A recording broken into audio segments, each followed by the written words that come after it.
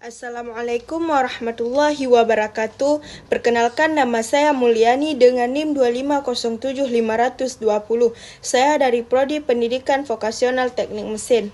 Hormat saya kepada Bu Fakrah SPD MPD selaku pengampu mata kuliah Pendidikan Pancasila. Pada video ini saya akan membahas tentang Pancasila sebagai sistem etika dengan mengambil contoh kasus penyebaran cerita hoak di media sosial.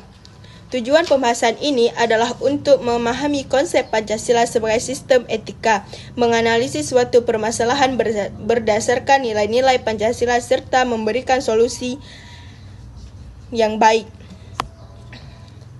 Penjelasan materi. Etika adalah ilmu yang mempelajari tentang baik dan buruknya suatu tindakan manusia berdasarkan nilai dan moral yang berlaku. Apakah suatu tindakan layak atau tidak layaknya dilakukan? Pancasila sebagai sistem etika berarti bahwa kelima sila Pancasila merupakan suatu kesatuan nilai moral yang menjadi pedoman dalam bersikap, bertindak, dan mengambil keputusan. Nilai-nilai tersebut menjadi dasar perilaku masyarakat Indonesia agar kehidupan bermasyarakat, berbangsa, dan bernegara berjalan dengan baik. Pancasila juga memiliki fungsi sebagai pedoman moral dalam kehidupan berbangsa dan bernegara.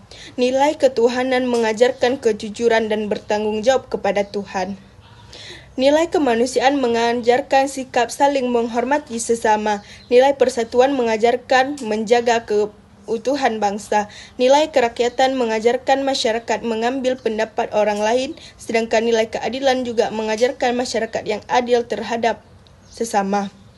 Dengan demikian, Pancasila bukan hanya menjadi dasar negara, tetapi menjadi pedoman etika dalam kehidupan sehari-hari. Analisis kasus. Kasus yang saya pilih adalah kasus penyebaran hoak di media sosial.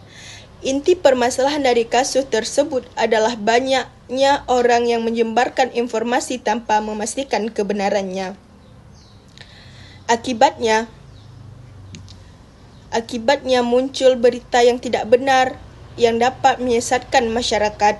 Perilaku tersebut melanggar beberapa nilai Pancasila, terutama melanggar Pancasila yang kedua, yaitu kemanusiaan yang adil dan beradab, karena dapat merugikan orang lain melalui fitnah, kebencian, atau informasi yang tidak benar. Selain itu, bertentangan juga dengan sila yang ketiga, yaitu Persatuan Indonesia.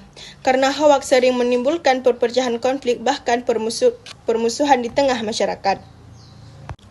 Tindakan tersebut tidak sesuai dengan Pancasila karena tidak mencerminkan kejujuran, bertanggung jawab, dan kepedulian terhadap kepentingan bersama. Dampaknya bagi individu adalah hilangnya kepercayaan dari orang lain. Dampaknya bagi masyarakat yaitu munculnya kesalahpahaman, keresahan, dan konflik sosial. Sedangkan bagi bangsa, penyebaran hoak dapat mengganggu persatuan nasional serta menurunkan kepercayaan masyarakat terhadap pemerintah maupun lembaga negara. Solusi yang dapat dilakukan berdasarkan nilai-nilai Pancasila adalah sebagai berikut. Yang pertama, membiasakan memeriksa kebenaran informasi sebelum membagikannya. Kedua, menggunakan media sosial secara bertanggung jawab dan tidak mudah terprovokasi oleh informasi yang belum jelas sumbernya. Yang ketiga adalah meningkatkan literasi digital agar masyarakat mampu membenarkan informasi yang benar atau yang salah. Keempat, menambahkan nilai kejujuran, bertanggung jawab, serta saling menghormati sesuai dengan nilai-nilai Pancasila di kehidupan sehari-hari.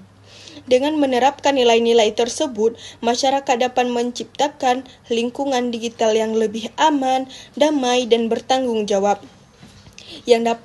Yang dapat saya simpulkan adalah Pancasila merupakan sistem etika yang menjadi pedoman moral bagi seluruh masyarakat Indonesia. Nilai-nilai yang terkandung di dalam dapat menjadi dasar menyelesaikan sebuah personal etika, termaksud penyebaran hoak. Oleh karena itu, sudah seharusnya kita menjadi Pancasila sebagai pedoman dalam berpikir, bersikap, dan bertindak agar tercipta kehidupan yang harmonis, adil, dan bersatu. Dengan demikian presentasi yang saya sampaikan. Terima kasih atas pengertian teman-teman dan ibu dosen. Saya akhiri. Wassalamualaikum warahmatullahi wabarakatuh.